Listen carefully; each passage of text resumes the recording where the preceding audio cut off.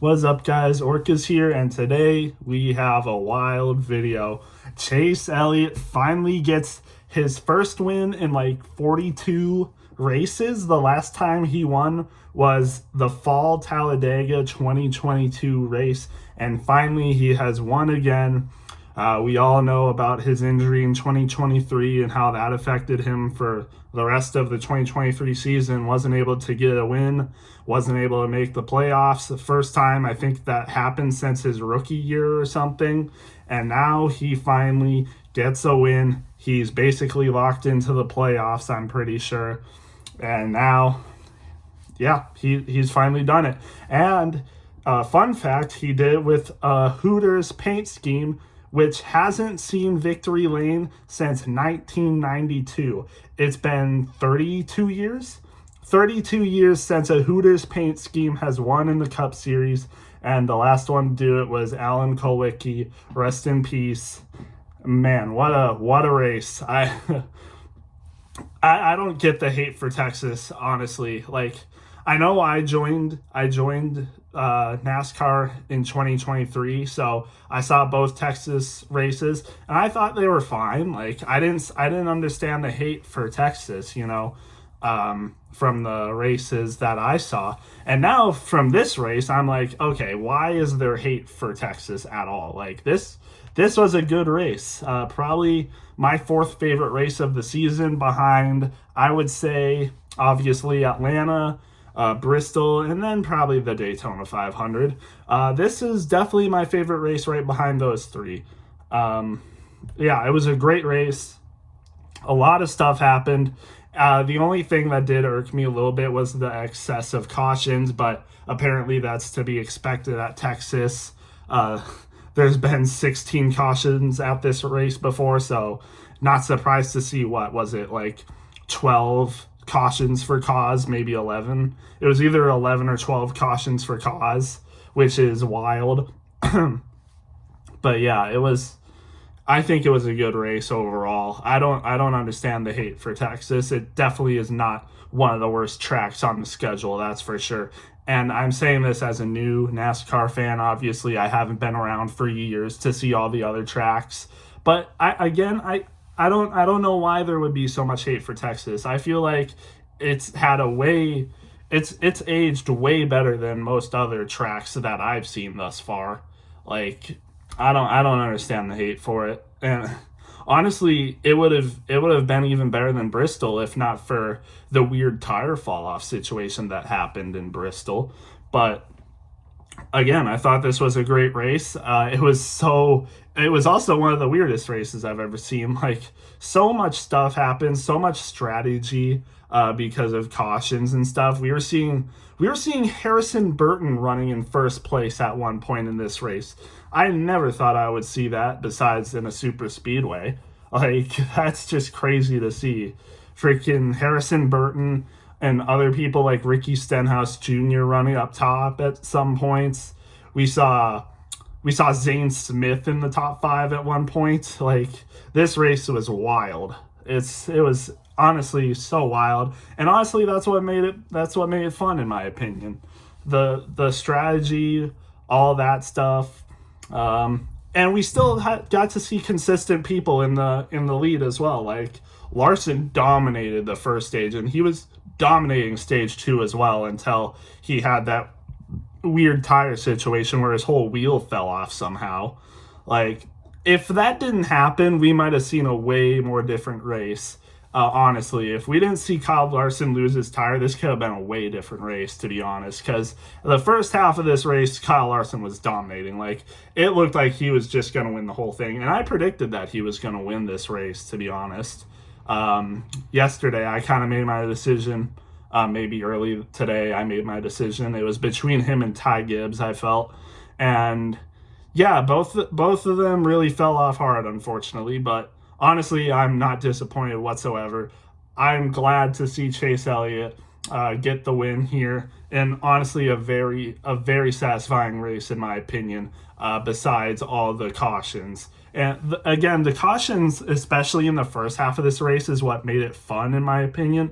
But towards the end, it got a little excessive. Like, when we went to overtime and when we went to double overtime. It got a little too much there, in my opinion, but it was still fun. And then Chase Elliott also won on a yellow flag, a yellow checkered flag, because William Byron decided to spin Chastain out. I don't think that's what really happened. I think it was just a racing ordeal, but there is a case to be made for William Byron wrecking Chastain, which was unfortunate. Chastain had such a good race as well. Trackhouse really had a good race up until that point. Both of them were running in the top 5, and to mention that Daniel Suarez finished 5th. So towards the end of this race, Chastain and Daniel Suarez both running in the top 5. They had really good strategy, I guess, and just really consistent cars. I didn't expect that, especially from Suarez. I did not expect him to finish 5th, but he played a good race, and credit to him. So yeah, the great race, no doubt, really fun race. There were a lot of cautions, like I said. Some people were out of this race, Bowman and Barry, just to name a couple of them. There was also a couple others. Austin Hill, who was a filler car, didn't finish the race. He was involved in a wreck, but I'm pretty sure it was nothing really to get him out of the race. I'm pretty sure his car was just poorly designed, which probably prevented him from finishing the race. But yeah, that's just how it goes sometimes. Was it Blaney? No, I think Blaney finished laps down because he got involved in a wreck and then had to do a penalty or something like that. So yeah, he finished multiple laps down. Bad day for him. Also a bad day for JGR in general. None of them finished in the top 10 or even top 15, I think. Well, Truex Jr. finished 14th, but everyone else finished outside the top 15, which is rare for JGR, honestly. And I was seeing a lot of upset people online because of that. And I will say the drawback of this race is that Hendrick Motorsports still finished pretty good, besides Larson and Bowman, who wrecked out. But again, Chase Elliott won the race, and Byron finished 3rd and wrecked a car in the process. And I bet a lot of Chastain fans were mad about that one. But that's just how racing is. Maybe he wrecked him intentionally. I don't know. But yeah, that's just how the race goes sometimes. Again, very fun race, though. Larson won stage 1. Don't remember who won stage 2, but I'm sure it was a big racer, not one of the uncommon racers to win one. It might have been Tyler Reddick, actually. I think it was, because Tyler Reddick also had a dominant race. He was leading by 6 seconds at one point over Denny Hamlin. Denny Hamlin and Tyler Reddick were by far the best drivers in this race, in my opinion. They were running really well up until the very end. Hamlin was running very well up until the last laps because he gave it his all, but he was running right beside Chase Elliott, and unfortunately, I think it was lap 2 or something, just wrecked, and unfortunate, or either that or it was in the first overtime. I don't remember, but yeah, just unfortunate for him. He gave it his all, like he said on his social media pages. He was going for the win. I don't think he's mad about that out. Well, he probably is mad about the outcome, but he probably wouldn't have changed how he raced that. He did what he had to do in order to try to get the win, and unfortunately just spun himself out in the process. So unfortunate for him. Also unfortunate for Ross Chastain, who was definitely going to get a second place finish, maybe third place. But yeah, that's just how it goes for them. Unfortunate for those two, but I'm glad I'm not a major Chastain or Hamlin fan, or else I probably would have been pretty mad.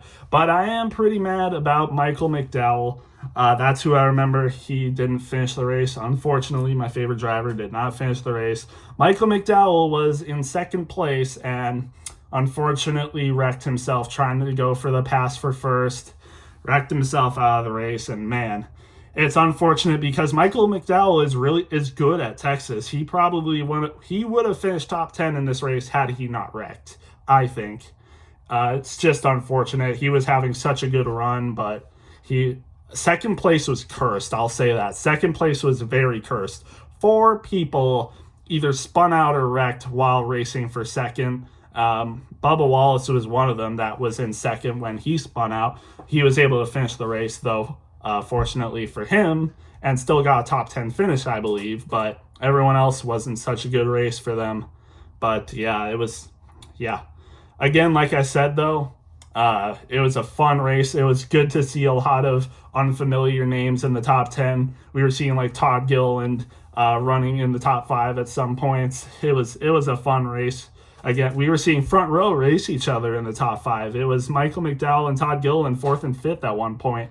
And that was fun to see. Inspire, all of their cars were running in the top 15 at one point. So it was just a fun race in general.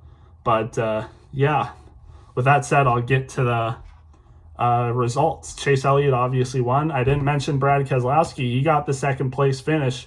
Good race for him. It was a contest at the end between him and Byron. They originally gave the second place to Byron, but in review they gave it back to Brad. So Byron finished third, Brad Keselowski second. Tyler Reddick, he slowed down a little but still finished fourth. Daniel Suarez finished fifth. Good for him. Probably the best race he's had besides Atlanta. Chase Briscoe, also Ford driver, finished top 6. Good for him. Chase Briscoe has been really consistent, and he's in the top 16 off points, I believe. And a great race for him. Got 43 total points, and I'm pretty sure that's second most out of everyone. And the only person to beat him in points was the winner, Chase Elliott, who had 45 points. So, yeah, good for him. Bubba Wallace, like I said, spun out, but still finished 7th. Good for him. Also a good race for RCR. I was just getting on their heel for not being a good race team. I was like, people were crapping on SHR this whole season, but look at RCR. They're terrible right now, but they bounced back this week. They got 8th and 9th with Austin Dillon 8th and Kyle Busch 9th, so good for them. Also, huge shout out to Carson Hocevar. Got his first 10th place finish of the season. Great job for Carson Hocevar, and a great day for Spire for the most part, but the other two drivers fell back a little bit. But, you know, Hocevar hung in there and got 10th. So, again, great job for him. Excuse me. Joey Logano with the 11th just outside, as well as Ryan Preece, who got 12th. Generally good day for Ford. They almost got the win with Brad. Brad, I forgot to mention this, but Brad was looking really good at one point. He was, at one point, 0.4 of a second faster than the lead cars when he was in like 4th or 3rd, but then the tires caught up with him. He slowed down along with the rest of them. Just wasn't able to get going. I really thought he had a chance to win, but the tire wear just got to him, I think. Just couldn't make the passes at the end. I guess I didn't see it, but Ty Gibbs actually got 13th, so I guess still wasn't a great day for JGR. They had 2 top 15 drivers, I guess, just not a great day for them. Ty Gibbs 13th, Martin Truex Jr. 14th, and Chris Buescher 15th to round out the top 15. I will give a shout out to Ty Dillon, who finished 16th. Ty Dillon, part-time driver for Colleague, which is infamously right now not a really good Cup Series team, but hey, Ty Dillon got it done, got a top 16th finish. I'm not sure if he finished that good in the regular season last year ever, but again, solid race for him. And this is what I meant by seeing unusual people in the top spots. So yeah, Christopher Bell got 17th. Actually, decent bounce back from his wreck. He had a pretty big wreck in the beginning of the race. I guess he bounced back a little bit. He got 29 stage points. That's surprising to me. I don't know how he got that much stage points, but good for him. Still not a bad race for Christopher Bell. Noah Gragson, 18th. Eric Jones, 19th, who was also having a solid day. He was in the top 5 for a little bit. And Daniel Hemrick, 20th. I was surprised by that. I didn't think he ran that well. So I guess 2 Colleague cars, infamously not a good Cup team this year. I guess both of them finished top 20, so not bad. Kyle Larson finished 21st. He had, again, that tire problem. I'm pretty sure he had a penalty as well. But he got his 2 laps back. He was down 2 laps, and he got them back because of the craziness. Able to bounce back a little bit. Corey LaJoie, 22nd. Ricky Stenhouse Jr., 23rd. Justin Haley, 24th. And Austin Cindric, 25th, to round out the top 25. Zane Smith, 26. He was, again, running really well. I don't know what happened to him, but unfortunately finished outside a good spot. I thought he would have had a top 15 in him, but unfortunately, no. And then we just got some more bottom people. Kaz Gralla, Harrison Burton, Jimmy Johnson running part-time. Actually passed a good amount of people in this race, surprisingly, even though he spun out at one point. Denny Hamlin, 30th, racing for the win. Didn't get there. Todd Gilliland, 31st. Ross Chastain didn't finish. Got wrecked in overtime, unfortunately. Ryan Blaney, 33rd, finished multiple laps down, like I said. Nemechek, McDowell, Josh Berry, Alex Bowman, and Austin Hill all didn't finish. I forgot to mention Nemechek. He was also one of the people that wrecked on a lap. Unfortunate for him, but hope to see a bounce back from Nemechek. I think he can do a lot better than what he's running. Same with Eric Jones. But, yeah, we'll see how they do. I'm rooting for Legacy this year. I thought I have Eric Jones in the playoffs, and he's shown that he could, but he just needs to finish better. Yeah, so anyway, that's Texas. I would give this race, honestly, either a 79 or an 80 out of 100. Decent race, in my opinion. Again, one of the best we've seen this year. Definitely on the upper half of the races we've had thus far. And we got Talladega next week. I'm very excited for Talladega. Potentially has the potential to be the best race of the year, in my opinion. I'm a fan of super speedways, so I'm excited to see Talladega next week. All right, we'll see you then.